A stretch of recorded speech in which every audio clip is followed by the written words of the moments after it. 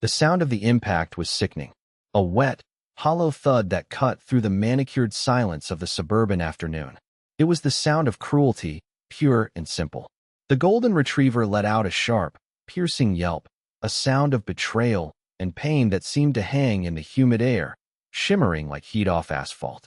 The dog, Buddy, stumbled back, his leg folding awkwardly beneath him. He didn't run.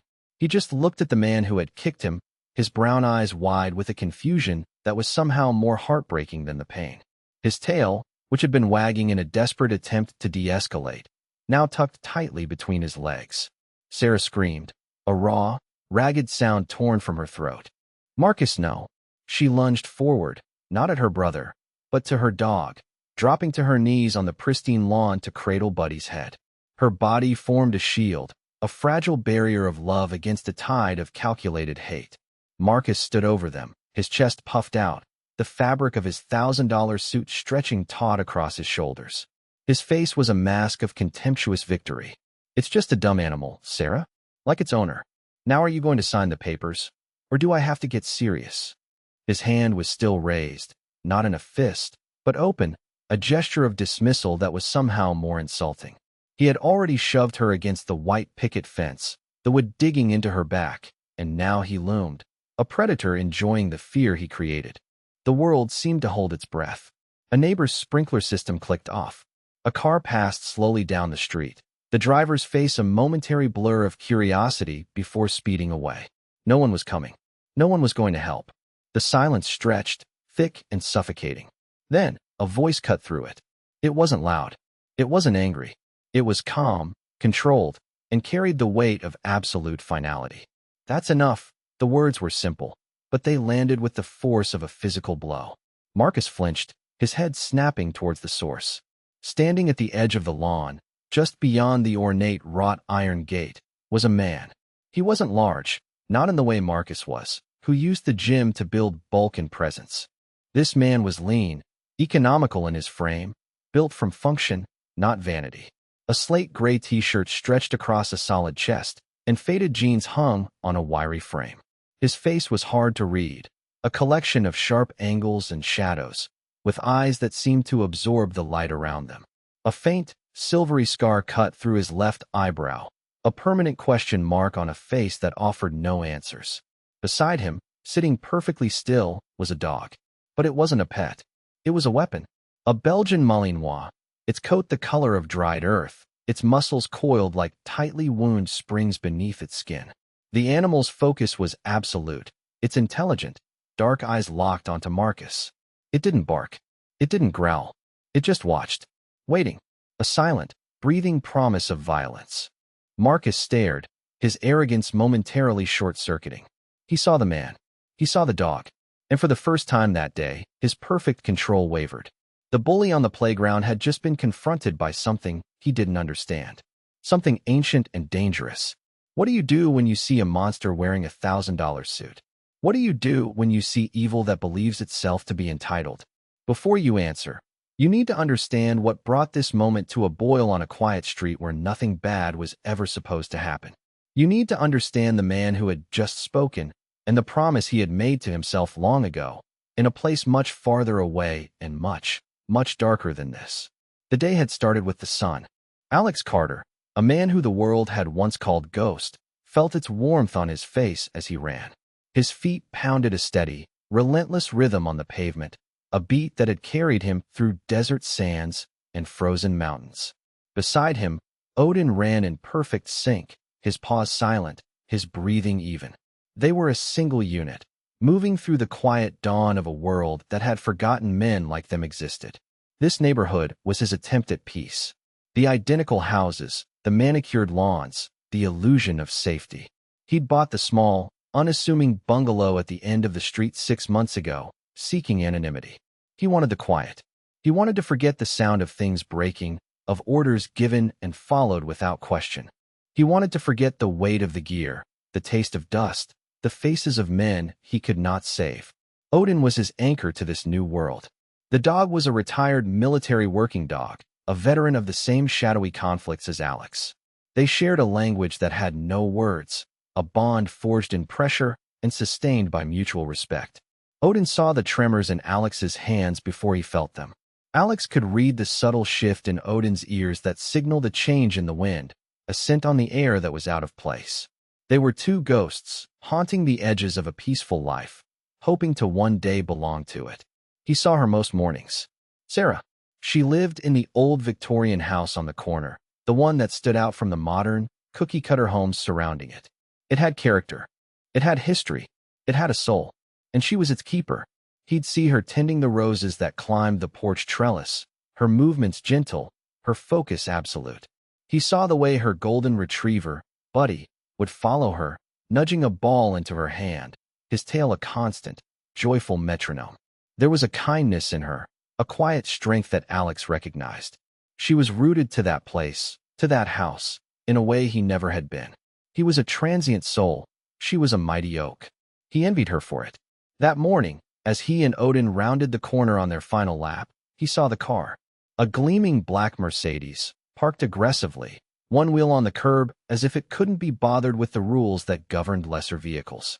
It hummed with a low, expensive purr, a predator in a field of prey. A man emerged from the driver's side. Tall, broad, dressed in a suit that cost more than Alex's monthly mortgage payment. His hair was perfectly coiffed, his watch a flash of gold on his wrist. He moved with an unearned confidence, an ownership of the space around him that grated on Alex's senses. He saw the man, Marcus, stride up the walkway to the Victorian house. He didn't knock. He used a key, letting himself in as if he owned the place. Alex slowed his pace, a low thrum of unease starting in his gut. Odin felt it too, his head lifting slightly, his ears swiveling to track the man's movements. An hour later, Alex was in his backyard, cleaning his tools. The sound started. Not loud at first. A raised voice, sharp and dismissive. Then another voice, softer, pleading. Alex stopped wiping the grease from a wrench. He stood perfectly still, his head tilted, listening. The voices came from the Victorian house. The argument spilled out onto the porch. He could see them now through the gap in the fence. Marcus and Sarah. He was waving a sheaf of papers in her face, his gestures sharp, angry. She stood her ground, her arms crossed, but Alex could see the tremor in her stance. He could see the fear she was trying so hard to hide. It's a done deal, Sarah. Marcus's voice carried on the wind, each word dripping with condescension. The developers are offering 7 figures. We'd be fools not to take it. This crumbling relic isn't worth a fraction of the land it's sitting on. It's not a relic, it's our home, she replied, her voice tight. It's where we grew up. It's all I have left of them. They're gone, he snapped, his voice cracking like a whip. And they left us with a mountain of debt and this termite-infested money pit. I'm not going to let your sentimentality drag me down with you. I have a life. A real life. Alex watched the neighbors. Mrs. Gable from number 42, watering her petunias, suddenly found the ground intensely fascinating.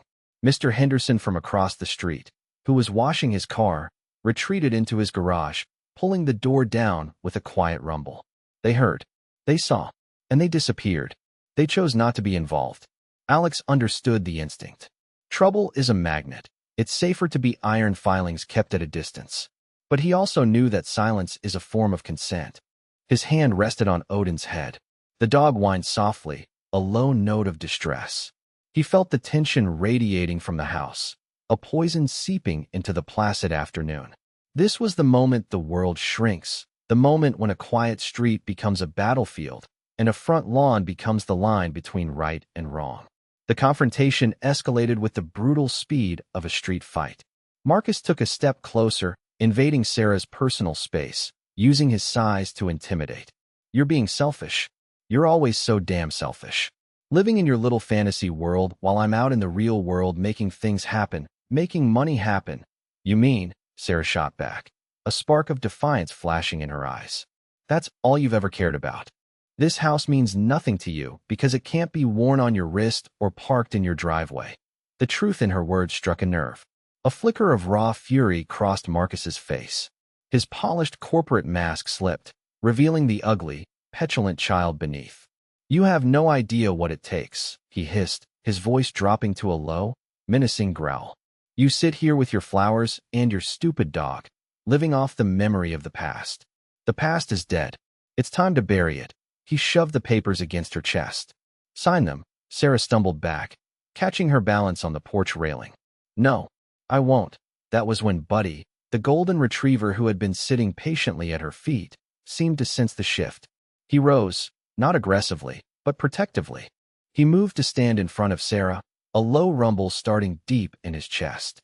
It wasn't a threat, it was a warning. A plea. Leave her alone. Marcus looked down at the dog with pure disgust. Get this thing away from me. He made a shooing motion with his expensive leather shoe. Buddy held his ground, his body a warm, solid wall between his human and the source of her fear. I said no, Marcus. Sarah's voice was stronger now, bolstered by her loyal companion. This is my home. You can't force me out for a man like Marcus. The word no is not a boundary, it's a challenge. Her defiance, coupled with the dog's quiet loyalty, was an affront to his entire worldview. He was the one who gave orders. He was the one who was obeyed. Humiliation curdled into rage. He lunged forward, not at her, but past her, grabbing her arm. You're going to listen to me. He spun her around, pushing her off the porch and onto the lawn. She cried out, stumbling, falling to one knee. And that's when Buddy acted. He didn't bite. He didn't snarl. He simply barked, a loud, sharp alarm, and moved toward Marcus's leg, intending to block him, to herd him away from Sarah. It was a desperate, noble act of protection. Marcus saw it as an attack. You worthless mongrel, he roared. And he kicked. His leg swung in a vicious arc, the polished tip of his shoe connecting solidly with the dog's ribs. The yelp, the sound that broke the afternoon, the sound that changed everything. In his backyard, Alex had heard enough. Every instinct, honed over years of identifying threats, screamed at him. This was not a family dispute. This was an assault. The kick was the final punctuation mark. He moved without thinking, his body flowing with a lethal grace he had tried to forget. He unlatched his back gate, Odin already at his side, a dark shadow moving in perfect unison. They didn't run. They moved with a purpose that was far more intimidating. They rounded the corner of his house, through the front gate, and onto the sidewalk. By the time they reached the edge of Sarah's lawn, Marcus was standing over her, his hand raised. The scene was frozen in a terrible tableau of violence. That's when Alex spoke. That's enough. The words hung in the air, cold and hard. Marcus turned, his face a snarl of confusion and anger. He saw Alex, a stranger. He saw Odin, a threat. His mind, accustomed to categorizing people by their wealth and status, couldn't place them. They were an anomaly, and anomalies were to be crushed. Who the hell are you? Marcus demanded, his voice regaining its bluster. This is a private family matter. Get lost before I call the cops. Alex took a slow, deliberate step onto the grass. Odin moved with him, a synchronized shadow. He didn't look at Marcus. His gaze was on Sarah, who was still on the ground, her arms wrapped around her whimpering dog. Are you hurt? He asked her, his voice softening just enough for her to hear. She looked up, her eyes wide with fear and surprise. She shook her head, clutching Buddy tighter. My dog. He kicked my dog, I saw, Alex said. And then his eyes, cold as chipped slate, moved to Marcus. He met the man's arrogant glare without flinching. You laid a hand on her. You hurt her dog. That's a line. Marcus let out a short, incredulous laugh. The sound was sharp and ugly. A line? Who are you to draw lines for me? Do you have any idea who I am? He took a step forward, trying to reassert his dominance. This is my sister, my property. I'll handle it how I see fit. Now take your attack dog and get off my lawn before I have you both put down. Odin didn't react. He remained seated, a statue of potential energy. But the muscles in his back tightened, a subtle, almost imperceptible shift. Alex saw it. He gave a nearly invisible hand signal, a slight twitch of his fingers. Stay? Alex's expression didn't change. He remained unervingly calm, his placidity a stark contrast to Marcus's sputtering rage. This calm was his most potent weapon. It unnerved men who relied on noise and intimidation. It told them he was operating on a different level, one they couldn't comprehend. She's not your property, Alex said, his voice even. And this isn't your lawn. You're a guest here. And your welcome is over. The direct contradiction, the flat denial of Marcus's perceived authority, stunned him into a moment of silence. The neighbors were watching now. Curtains were pulled back. A few had drifted onto their porches, phones held loosely at their sides, a silent, nervous audience. Their presence changed the dynamic. This was no longer a private dispute. It was a public spectacle. Marcus felt their eyes on him. The humiliation was a physical thing, a hot flush creeping up his neck. He was used to being admired, feared, or envied. Being challenged by this nobody, was intolerable. "You're threatening me," Marcus said, trying to seize control of the narrative. He pointed a trembling finger at Odin. "With that beast, he's not a beast," Alex replied calmly. "He's a veteran, more disciplined than you could ever be. He only responds to a legitimate threat." The subtext was clear, hanging in the air between them. "You are the threat. I'm the victim here," Marcus shouted, his voice pitching higher, losing its carefully cultivated baritone. "This man came onto my property and threatened me." "Your sister's property," Alex corrected him again, the words precise and sharp. "And the only threat I see here is a man who attacks women and animals when he doesn't get his way." The simple, brutal truth of the statement seemed to suck the air out of Marcus's lungs. He was being dismantled, piece by piece, in front of an audience. His power, derived from his suit, his car, his bank account, was proving to be utterly useless against this man's quiet certainty. He saw something in Alex's eyes that he had only ever seen once before, in a boardroom with a rival CEO who had ruthlessly destroyed his company. It was the look of a predator who had already decided the outcome of the fight. There was no anger, no fear, just a calm, chilling assessment. And it terrified him. "You think you're some kind of hero?" Marcus sneered, falling back on his last weapon, scorn. "You think you can just walk in here and play savior? You don't know anything. I know what I see," Alex said. He took another step forward, closing the distance. Odin rose to his feet in a single, fluid motion, standing at Alex's side. "I see a bully. And I don't like bullies." Marcus flinched back, an involuntary retreat. It was a small movement, but it was a complete surrender of the space he had so aggressively occupied. The power on the lawn had shifted. It no longer belonged to the man with the money. It belonged to the man with the scars. The balance had been irrevocably altered. The quiet suburban street was now a stage, and the audience had grown. More neighbors had emerged, drawn by the magnetic pull of conflict. They stood in clusters on their perfect lawns, their faces a mixture of fear, excitement, and a dawning shame. They had all heard Marcus shouting before. They had all seen his expensive car and his arrogant swagger. They had chosen ignorance because it was easier. Now, ignorance was no longer an option. This stranger, this quiet man with the formidable dog, had held up a mirror to them all, and they did not like the reflection. Humiliated and cornered, Marcus did what weak men do when their physical intimidation fails. He reached for the authority of others. He pulled out his sleek, impossibly thin smartphone, his fingers swiping across the glass. "That's it. I'm calling the police," he announced, his voice loud, intended for the audience of neighbors. "I'm being harassed and threatened by a vagrant and his vicious animal." Alex didn't even glance at the phone. His focus remained locked on Marcus, a silent pressure that was more effective than any shout. "Go ahead," Alex said, his tone almost inviting. "Call them. Tell them what happened. Tell them everything." He then turned his head slightly, his voice carrying across the lawns. "You all saw it. You saw him shove her. You heard the dog cry out. When the police get here, I hope you'll find the courage to tell them what you saw." It was a direct challenge. He wasn't just confronting Marcus.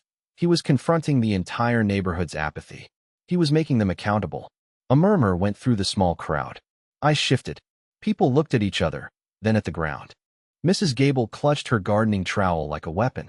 Mr. Henderson stood frozen in his driveway, the car washing sponge dripping soapy water onto the concrete.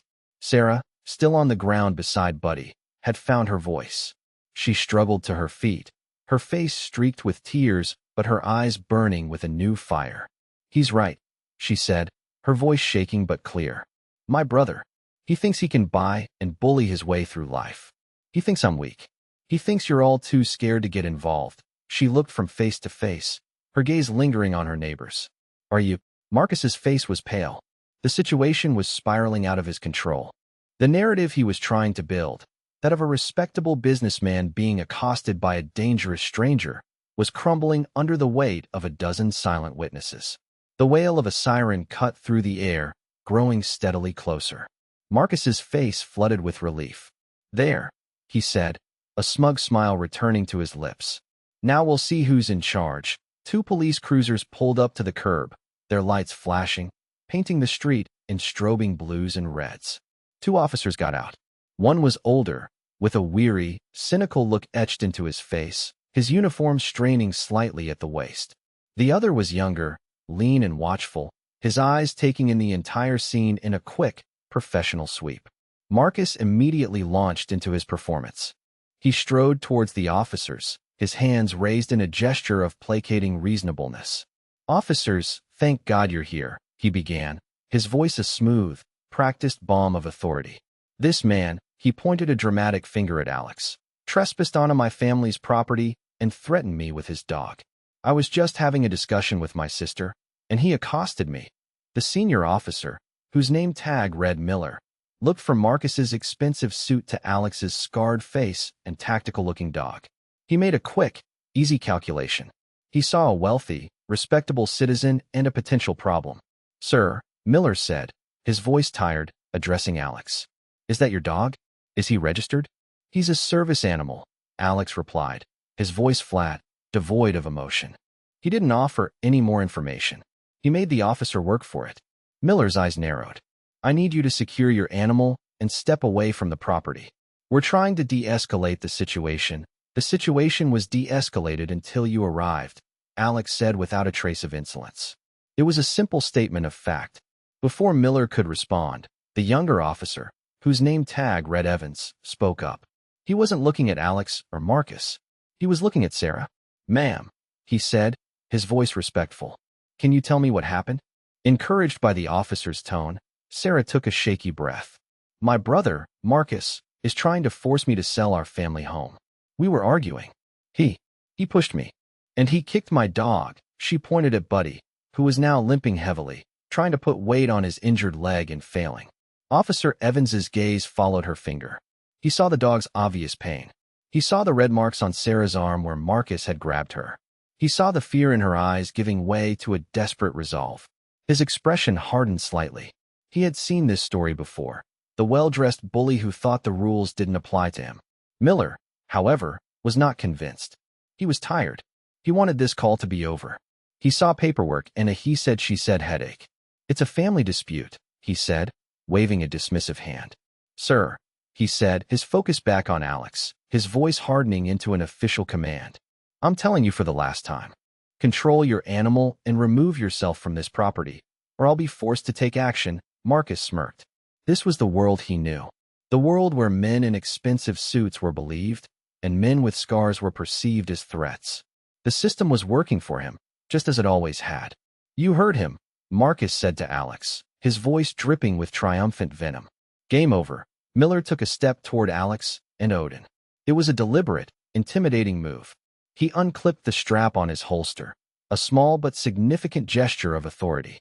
"Don't make me tell you again." He reached out, his hand moving towards Odin's collar. Odin didn't move a muscle. He didn't growl. He just sat, a statue of perfect obedience, his eyes fixed on Alex, waiting for the command that would either hold him in place or unleash hell. Alex moved his body slightly, a subtle shift that placed him between the officer and his dog. He raised a hand, not in a threat, but as a barrier. His voice was quiet, almost a whisper, but it cut through the tension like a razor. "I wouldn't do that." The statement was absolute. It wasn't a challenge. It was a piece of information delivered with the certainty of a physicist explaining a law of nature.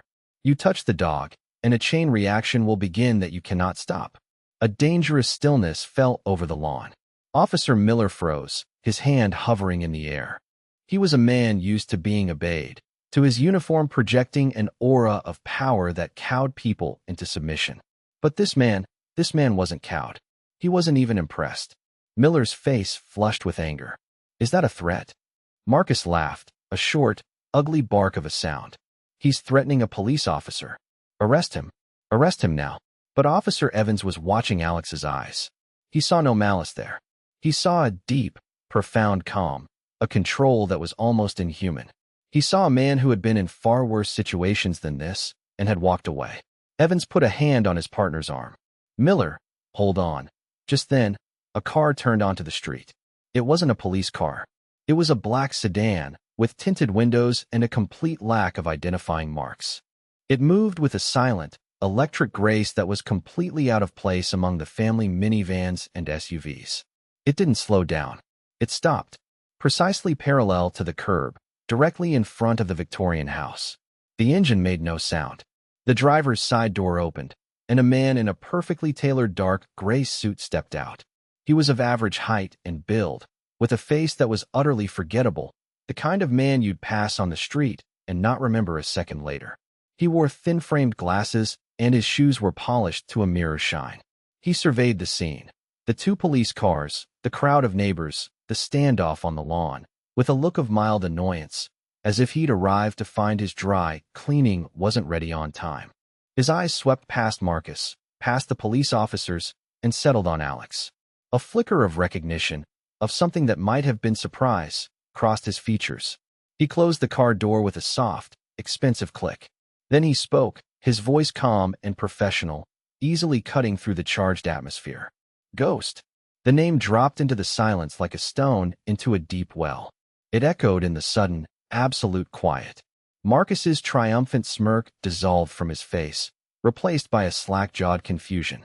Officer Miller, his hand still frozen in midair, slowly lowered it, his face a mask of bewilderment. Officer Evans stared, his mind racing, trying to connect the pieces of a puzzle he didn't know existed. The neighbors shuffled their feet, whispering to each other. Ghost? What kind of name was that? Alex's posture relaxed ever so slightly. He gave a slow, almost imperceptible nod to the man in the suit. The entire dynamic of the street, of the entire universe it seemed, had just been fractured and reassembled in a single second. The man in the suit ignored everyone else. He walked calmly onto the lawn, his polished shoes leaving no impression on the soft grass. He stopped a few feet from Alex. "We've been trying to reach you," he said, his tone that of a manager speaking to a valued but wayward employee. "It's about the Odessa situation." "It's active," Alex's jaw tightened. He glanced at Sarah, at her limping dog, then back at the man. "I'm retired, Henderson. That's not what the file says." The man, Henderson, replied smoothly. He finally seemed to notice the police officers. He gave them a thin, dismissive smile. "Officers, my apologies for the interruption. This is a matter of national security. This man is a decorated federal asset. We need him." Miller and Evans exchanged a look of utter disbelief.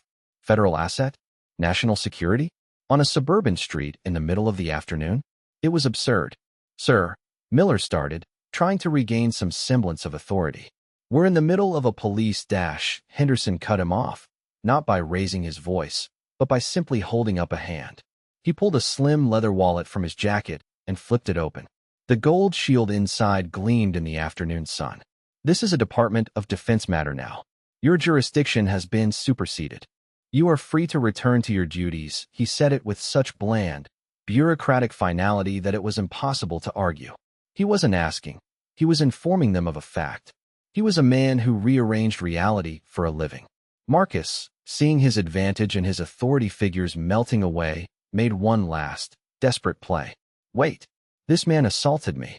He threatened me. You can't just let him walk away." Henderson turned his head slowly to look at Marcus for the first time. His eyes, behind their placid glasses, were completely empty.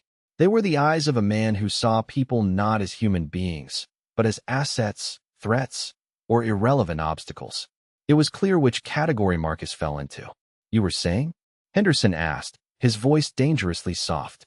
Under that dead, analytical gaze, Marcus's bluster evaporated completely. He stammered, his carefully constructed world collapsing around him. He had his dog. And he said, he trailed off, the words turning to dust in his mouth. He was a minnow who had just tried to threaten a shark. Henderson turned his attention to Officer Evans.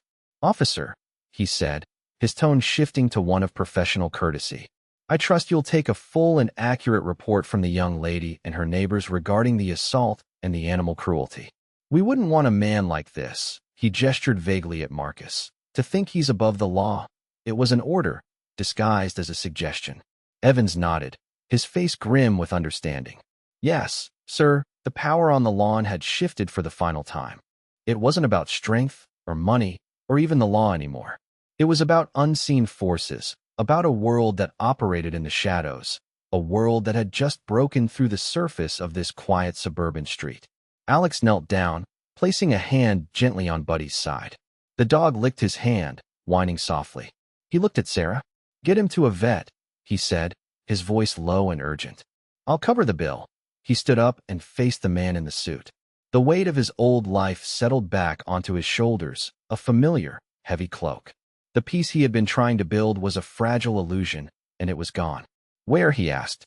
"Wheels up in 90.